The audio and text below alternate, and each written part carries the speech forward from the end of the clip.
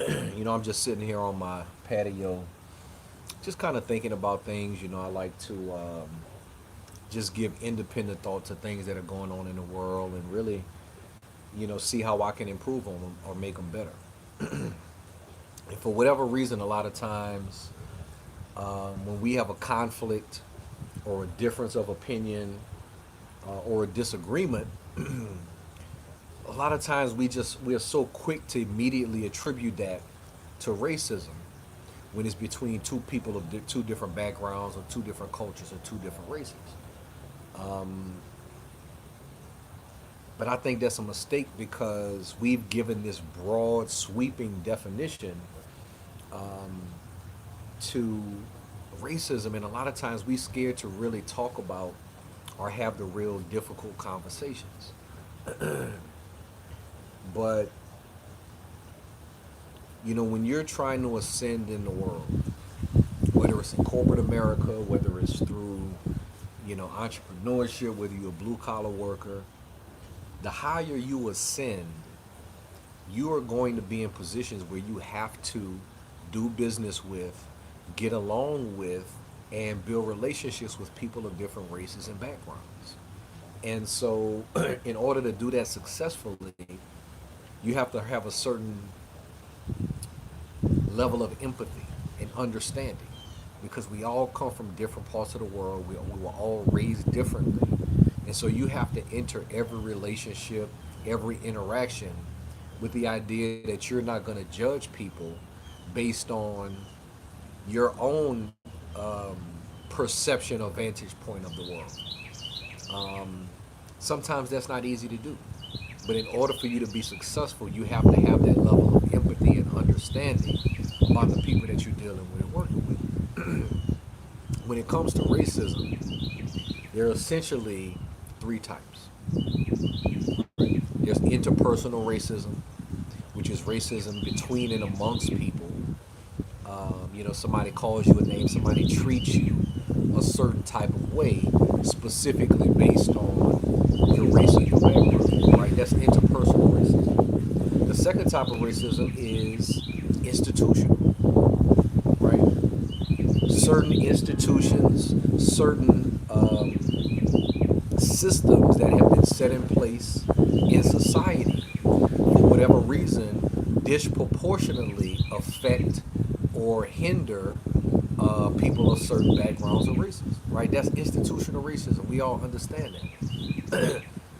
And then and for instance, on that, or take the criminal justice system, right? Or take the healthcare system, or take any system that you can think of, right? Just in the United States alone, and disproportionately, just based on the way the system is set up, it disproportionately affects other people.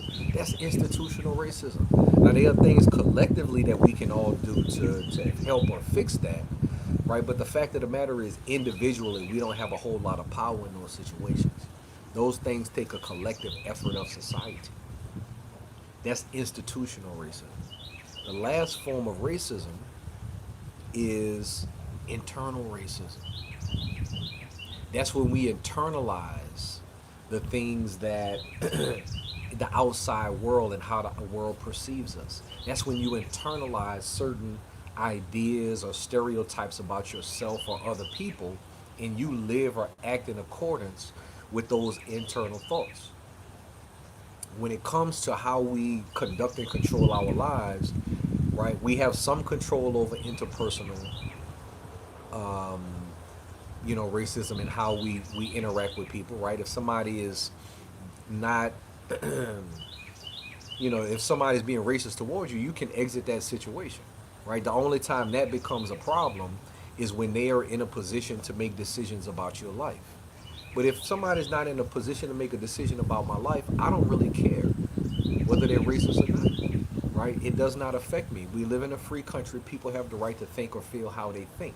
That only becomes a problem when they have when they are in a position of power over my life, and then those prejudices or feelings that they have towards me influence their decision. That's the only time it's a problem. Otherwise, I'm going to remove myself from the situation.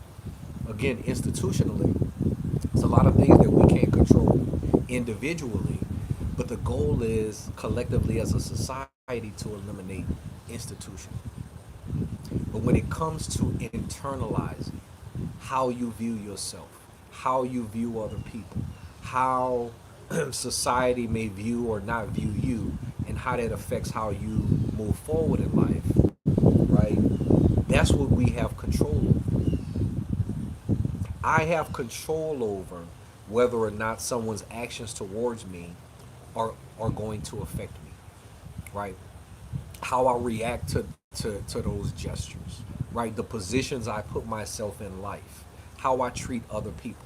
I have the ability to control those things. And so, as long as we understand and know who we are, then the external things have less of an effect on us, right? I know who I am. I know my purpose in life. I know what God called me to do. So somebody else's feelings towards me, what somebody else thinks about me, right, does not have any bearing on my life. Unless they are making overt attempts to stop what I'm trying to do, I don't care what other people think. And sometimes it takes time to build that level of confidence in yourself as a person, right? Because to some degree, right, we're social beings. We do care about what other people think. Um, but if it's in conflict with your purpose and who you are, then it shouldn't matter. It shouldn't matter. And in my book, um, I talk a lot about this. And as I ascended professionally, and as I guess for lack of a better word, climbed the corporate ladder and got into um, bigger rooms and developed larger relationships, right? My biggest struggle was not people being racist towards me. My biggest struggle was not institutional racism as something holding me back. My biggest struggle was me getting out of my own head. Me believing perceptions about myself as a young black man that people wouldn't do business with me just because of that. Or because of my dialect or the way that I talk, people would judge me, right? And those things formed insecurities that prevented me from really asserting myself professionally the way that I should have.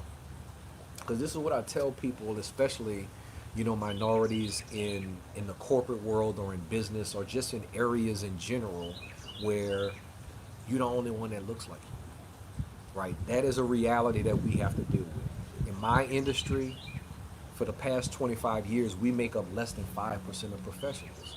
So most rooms that I'm in, most of my interactions, right, most of what it requires for me to build and be successful, I'm the only one in that situation. I'm the only one in that position. I'm the only one that looks like me, right? So you have to have a certain level of foundational belief and confidence in who you are when you're in those situations. You just have to. And as I made that ascent,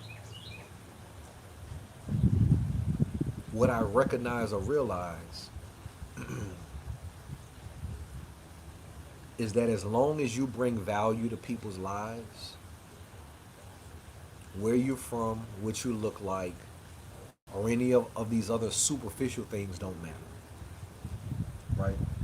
We all come into this world, we all come into life, into our human interactions with a certain idea or predisposed notion about how people are. That's just natural, right? I expect that if somebody who's never met me before, they may have impressions about who I am before they know me. That's expected. We all have those prejudices. As far as I'm concerned, I always believed that it was my responsibility to present the type of man I wanted people to perceive me as. How you see me, I can't control that. But I can control my actions. I can control how I conduct myself in the world. And I know what I represent. And so it took me a long time to get to that point because, like I said, when you're young, when you're in spaces where nobody looks like you, there's just an element of insecurity that you're going to deal with because you have no path. You don't see any examples of success from your vantage point, right? And so you really have to imagine it in your head. I never saw any successful black men in wealth management or in finance, not at the highest levels. I never saw it. And so for me to get to that, I had to perceive it in my mind. I had to see myself as that, even though there was no evidence of it. And what I tell people when you're on that path, like I said, there's two things that you have to deal with. The first is the intelligence or the aptitude factor, right? Whatever business in you in, you have to know your business, right? So I was inexperienced when I first started. So that immediately takes away confidence because you don't really know what you're doing. So you have to put in the work to be an expert in your craft or your field or your profession. 100%. You have to. There's no workaround to getting the work done, right? To doing what you need to do to be successful up here.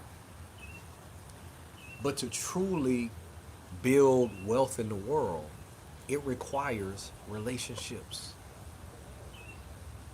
You can't just be ultra intelligent. You can't just know the information. You have to be able to build lasting and trustworthy relationships with people of different backgrounds, different cultures, different ethnicities, different races. And in order for you to do that, first, you have to know who you are. You have to know who you are to be confident enough to assert yourself in professional environments when nobody looks like you. You have to be confident enough in your purpose that you know that you're going to add value to people's lives even if y'all don't have anything in common. Right? You have to have a heightened level of belief about the value that you bring to the world. Right? And when you can do that, you can transcend all of these superficial differences that we all come into interactions with, right? And unfortunately, a lot of times people can't do that because they can't get out of their own head. And again, they attribute their lack of success to something external, right? To somebody doing something to them or somebody holding them back.